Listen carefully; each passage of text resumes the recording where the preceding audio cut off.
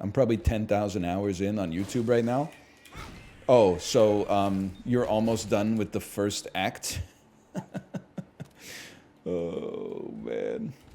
Let me guess. You just discovered video essays. You haven't even gotten to YouTube poops yet. Or the classic video. You guys know Not Today, Motherfucker? Or is that just me? Not today, motherfucker! It's very, very old, and it's edited together very amateurishly. It was state of the art in like 2007. It's 10 seconds long, and it's a guy in a forest, and a UFO comes down, and he says, "Not today, motherfucker!" And he pulls out the gun and shoots at it with his gun, and then the UFO explodes. People think that I don't know YouTube, but it's actually like I don't know relatively modern YouTube very well. I know almost all of the old videos. I'm not talking 2010. I'm talking like 08. Back when you could still like keep a grasp, you could be like, I'm gonna watch every video ever made on YouTube. Evolution of Dance, Shoes, Salad Fingers, Can't Stop Doing the Hand Thing, Charlie Bit My Finger, and That Wee Wee Hood, Nyan Cats, Numa Numa, I Can't Believe You've Done This. Oh yeah, The End of the World, But I Am Lit Tired. I'm a cat, I'm a kitty cat. Badger, badger, mushroom, mushroom, etc., etc. Isn't it crazy? Most of these are NFTs now. I mean, brother, no disrespect. What would you do?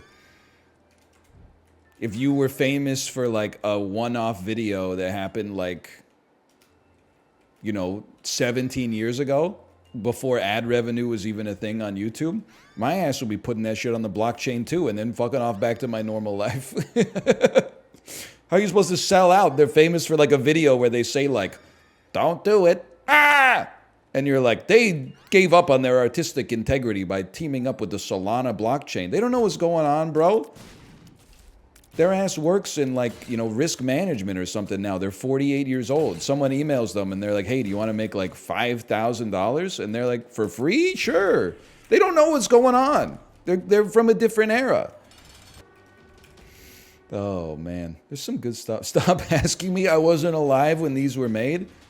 Used to get a couple of James Reddy, well, maybe like a dozen James Reddy 5.5s in you.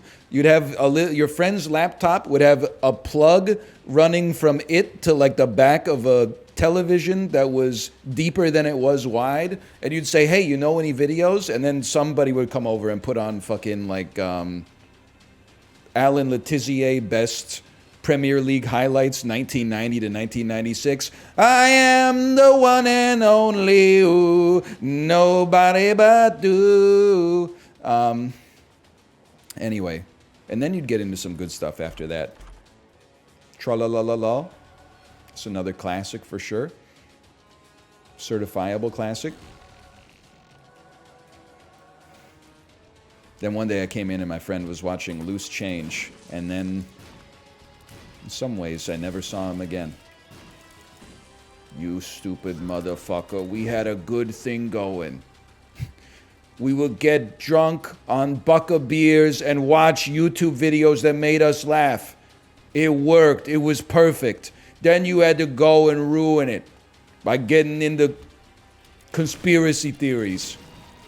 Losing a friend to conspiracies is worse than losing one to drugs. I think usually it's getting too real. No, it's not, because like, nobody's overdosing on conspiracy theories. But also, I do try to remember sometimes, because every once in a while, you'll see something on Twitter that you're like, this person's brain is cooked. And then when you think about it literally, I'm not just saying someone who disagrees with me. I'm saying like the people who think that they're using weather machines to make it snow in Iowa in January so that people don't come out to the Republican caucus. Like that, your brain is cooked, no disrespect. I have to remind myself that their brain is actually cooked. Like in a sympathetic way. I don't mean this as like punching down. There's people out there that, got traumatic brain injuries and never came back the same, or they, got fried on some substances for too much or for too long, and you just can't come back like to the same soul that you left. So in a way, you're dumb. But there is another one that's like, when I can muster the energy to be the bigger man, I'm like, I see you and I hear you. I hear like this is patronizing, but I see like the you inside of yourself who's like, let me out of this. I wanna get back to like the man I used to be, chaos style. I'm like, I see that guy. I don't know how to get him out because I got my own stuff to do. but I see that guy. I have some degree of empathy for it sometimes. I try to, at least. Because like I got like not close family members, but I got like a couple insane members of my family. And then, back when I had Facebook, I would like, look at his Facebook status and I'd be like, what's wrong with this guy? And then I would remember like the history of his life and I would be like, oh yeah. Like lots of stuff. And here they are today. Yeah, they're in the audience. Stand up, Uncle Greg. I tried to stand up, but Joe Biden stole my knees. Ah, that's classic Uncle Greg. He thinks the president stole his knees. Please do not ask him for his opinions on anything. That's as politically correct as it gets. I'm like, bro, Joe Biden doesn't even know you, dude. Don't flatter yourself. Joe Biden would be like, sorry to this man. I apologize to this man, but I don't know who he is. I've never seen this man before in my life. I will say, my wife and I, we were on the couch. I was waiting to pick up my daughter from an activity. And my wife was scrolling through Instagram shorts. And I don't watch like any short form content online. I didn't know like the state of short form content.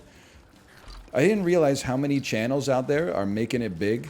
Just like literally reposting scenes from movies with no context whatsoever. Just like, hey, this scene from this movie really makes you think, completely ripped out of its original habitat. So there's a movie where Adrian Brody is like a teacher in a bad school, right? Like the kids are fighting and there's crime and there's violence. But she's scrolling through Instagram shorts, and then she scrolls like up one, and then there's just a kid, like, I don't know, he's like 13 years old, says, "You're fucking gay," and then everyone starts laughing, and I was like, what is this? I'm like, this Instagram short, I mean, I'm sure it's on every platform, but I was like, what's going on? The kid was bullying another kid, and then he kicks him out of the class, and then Adrian Brody's like, everybody get out a piece of paper. I want you to write down what you want your family member to say at your funeral. And then one of the kids is like, hey, yo, what if I don't have any paper? And then Adrian Brody ignores him and he goes, I asked you a question, bro. I don't have paper. And then the kid gets up and like takes the teacher's bag and throws it out of the room. And the teacher goes, that bag doesn't have feelings. And then the clip just cuts. It's like there's no message in it whatsoever. There was no moral. It was just over. That's Detachment from 2011. I'm going to put that in the Cine Nerdle in the hopper. Hello, Daniel. Thank you for the raid. We're talking about cinema right now. I was saying watching movies on the bike has me appreciating cinema more because you never look away from the screen. Whereas if you watch a movie at home, you might, I'm going to do the dishes while I watch it. You can't help but be a little distracted. Maybe I'm going to look at my phone at the same time. So now I'm finding myself getting boomer coded. And like, if anybody is seriously just digesting movie clips, like best scene from 100 movies watched sequentially, like you're offending me on some level. Now, you may not care about that, which is fine. But I personally, my mental model is not to think of a movie as merely a collection of scenes, where they're each designed to be entertaining in a vacuum. They all build towards something bigger than that. For some stuff, at least. You're right, I don't care. Son of a bitch. Have you seen Slackers? I don't think I can imagine any other streamer who might have seen it. Have I seen Slackers? What a ridiculous question. I love you, but I hate you, which brings to mind how much I love you. We could have worked things out, you know, in my little room, in my little locked room. I'm sorry that you had to settle for Dave, the one-dimensional man. He's filed under cocksucker in my little black book. Sweetness can rot your teeth, bittersweet cacophony, and you hold the key, you hold the... You think I don't know every word from Slackers? Devin Sawa, Jason Schwartzman. Kind of insane how this information occupies space in their brain. Yeah, no, I agree. I think that sometimes when I hear a song, usually like during a Peloton ride, I'll hear a song that I've literally not heard since like 1998, and I still know 80% of the words. I'm like, what are you doing in there?